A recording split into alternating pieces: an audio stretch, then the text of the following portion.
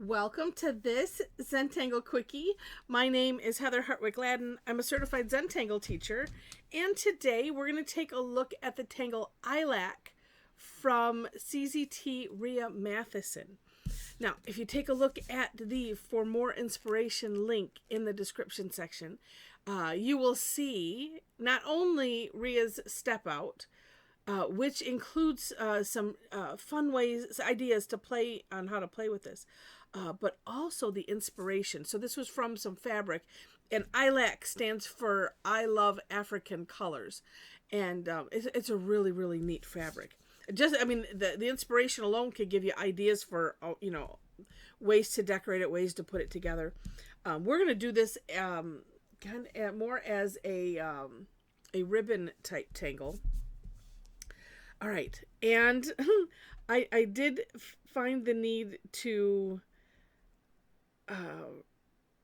restructure some of the step out for me because I needed 2 steps for the first step, and then as I was doing it, I'm like, you know what, I need, like I said, I just needed to reorder it. So let me show you how I have decided to do this.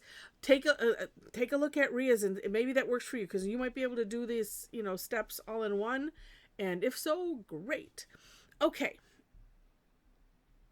first step, and this is like another flux based tangle, and if you're not familiar with the tangle flux, it's a tangle, but the shape, it comes from that, and it's actually Rick's version of flux.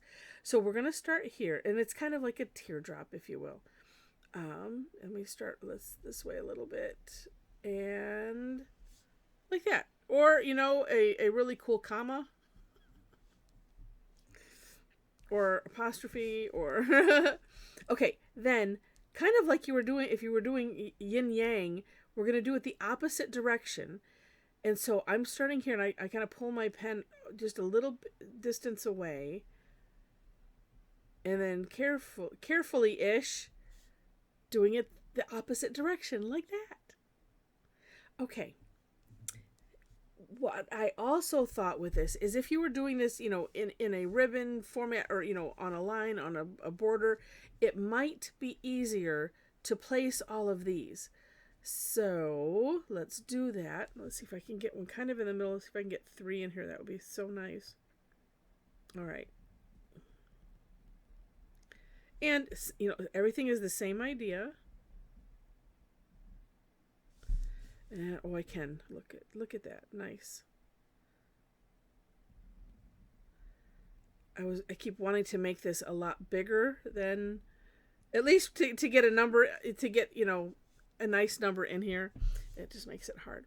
Okay, so I would say once you have them all placed, then we can put these curly cues on here.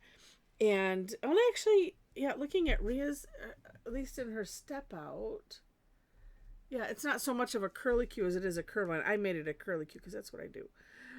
So coming from here, and I've been utilizing the take off and land, which is just to trace a little bit over this, so you get, that's kind of how she has it. I guess it's sort of a curly cue. And so what I would do is beginning and ending, where if you're not working to have it connect with anything else. So I kind of do those first, just my thought. And then these, let's see, actually, it doesn't really matter which direction you come from, because, and I guess I can do it both ways. So if I'm coming from this direction, same idea as this, right? Like that. And then we're going to come from the top, and you could, work your way around just like that. So we'll do it down here. So, and see here, I can do it from the top, and then come back from the bottom one. And it's kind of like we're merging them together like that. Now, if you have a lot more art school, you can make it way fancier and all of that. But this, I'm like, okay, good. I feel like I can do this. Now, next steps that Ria has is basically to add some weight to the sides. And let's see. Yeah, so like up here, and I would do this by kind of take off and land also. And sometimes I'll just start by tracing over and then have my pen come out a little further. But you see how that's thickening just right there without doing much of anything else. And then she kind of has us going on this side. So again, you could, redefine your line and then just, on purpose kind of go, whoops, oh, look at that. Oh, we've won over. That's okay. We'll fill it in.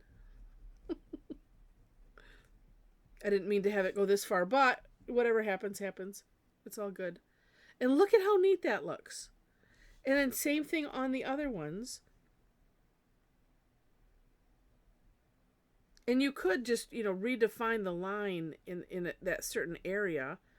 I'll tell you what, sometimes it works better than others. Like that. And then, in this, you kind of go with whatever your gut says, whatever it feels like you should do. Thicken here, thicken there. thicken everywhere. All right. But really, it's on these outside curves. Now, here is one nice thing about this is if you weren't happy, I need to flip it. I just feel like I need to do it this way. That helps. If you need to course correct something, well, this is a great opportunity because you can kind of reshape. At least you can reshape the outside, right? So, I mean, these were rather thin. Let me come to this side again. And although I wouldn't mind to do that, but that's okay. And I would just go little by little. So that way it's just it's a little safer to do it that way. Okay. And I'll get those guys up there. And another thought, which I'm not doing at the moment, but it's going to like a smaller pen nib for this. So I'm using my 01. If I had it handy, I would it might be smarter to go down to the 005 and do this part where we're tracing over. As I've been doing that, it does seem to leave less bumps, if you will. That's what I call them. Where it's just a little messy. So just a thought.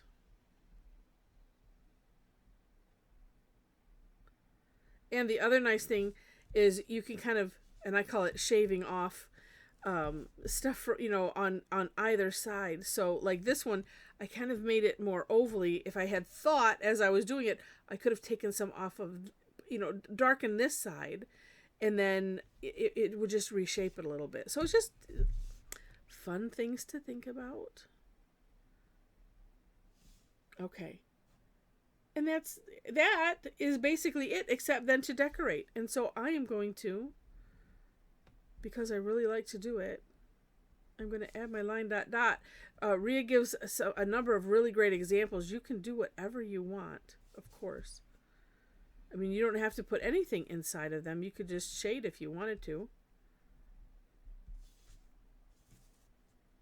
It just makes such the difference. Okay.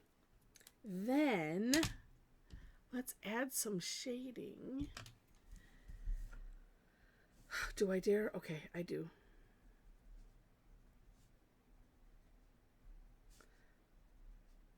I've been trying to play with this 9B pen a bit more, and just got to do it. Okay. And so I'm just putting some at that tip first and bring it out. Oh, look at that. And I think I will go on the opposite end also. Yeah. Oops. Okay.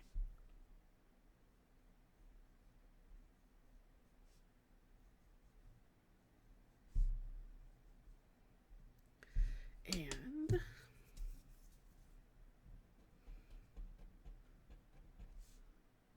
see, look at how that just creates that neat bend. So cool. All right, let's flip.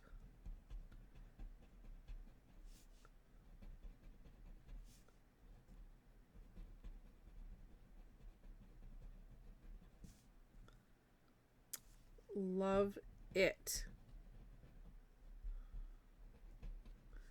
Okay. With that little light spot in there. Okay. Look at how neat. And then, let's see.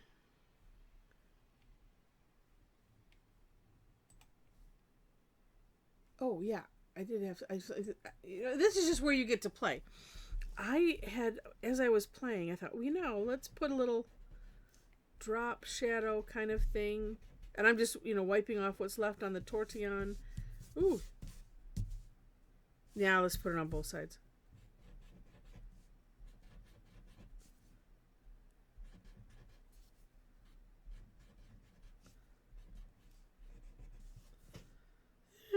That's cute. That gives it some motion, doesn't it?